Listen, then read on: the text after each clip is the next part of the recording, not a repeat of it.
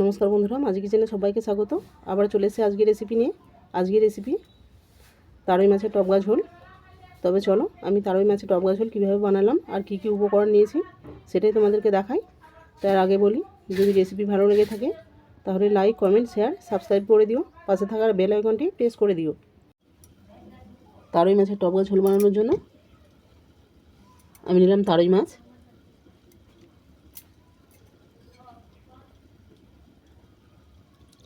এতে দিলাম জল,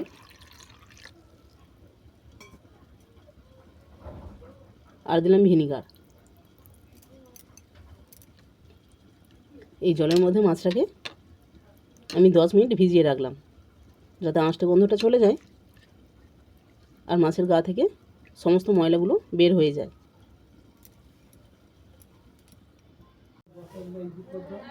এরপর মশলাগুলো আমি বেটে নেব।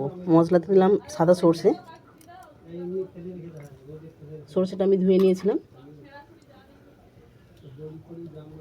নিলাম সাদা তিল,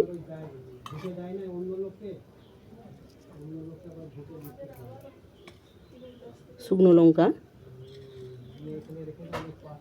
আর গোলমরিচ। এগুলোকে সব বেটে নেব। তবে যে যেমন ঝাল খায় সেটা দেখে শুনে কমিয়ে বাড়িয়ে নেবে।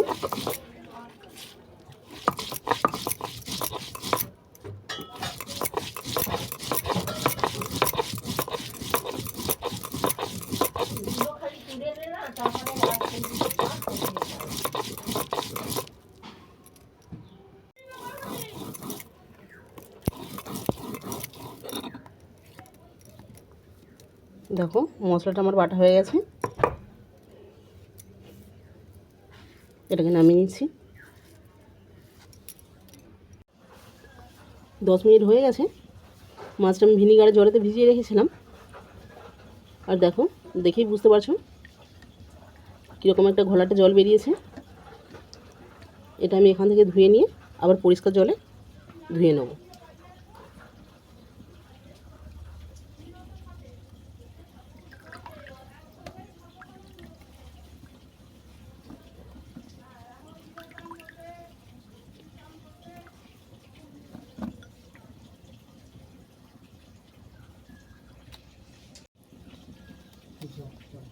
দেখো পরিষ্কার জলে সব মাছগুলো ধোয়া হয়ে গেছে। আবার একটা বাটি নিয়েছি, এর মধ্যে মাছগুলো দিয়ে দিলাম।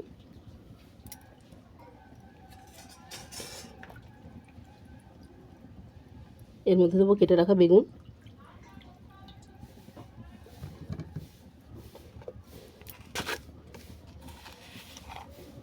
স্বাদ মতো লবণ,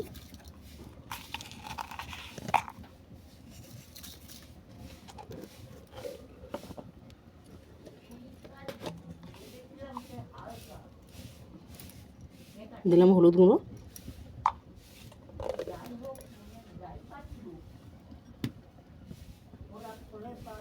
গ্রেট করে রাখা টমেটো,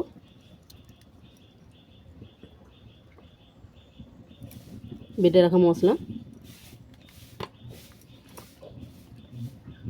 সরষের তেল।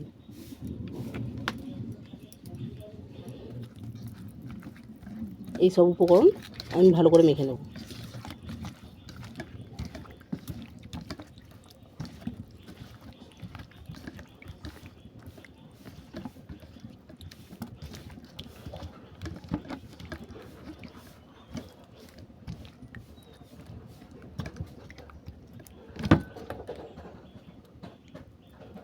সব উপকরণ ভালো করে মেখে নিয়ে এটা আমি 5 মিনিটের জন্য রেস্টে রাখলাম।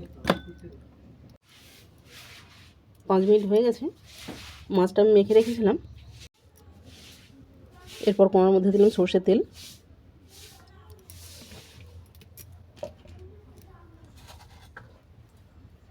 আর কালো জিরে।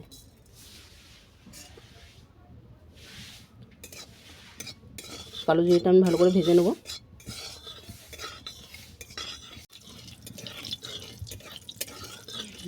দেখো কালো জিরে ভাজা হয়ে গেছে আর সুন্দর একটা গন্ধ বেরিয়েছে। এতে আমি মাছগুলো তুলে দেবো।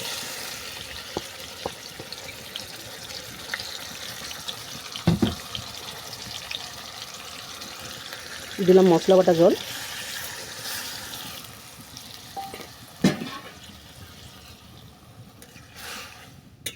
এটাকে একটু নেড়ে ছেড়ে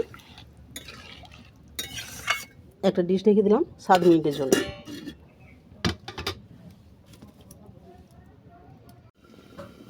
সাত মিনিট হয়ে গেছে, আমি মাছটা রান্না করতে দিয়েছিলাম। এরপর চাপা খুলে দেখব বেগুন আর মাছ সেদ্ধ হয়েছে কিনা।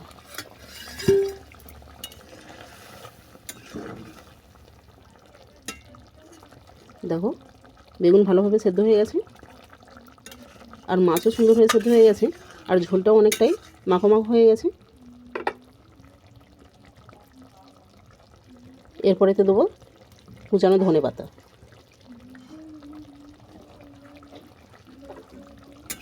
দিয়ে অল্প করে নেড়ে চেড়ে ঝোলটাকে আমি নামিয়ে নেব।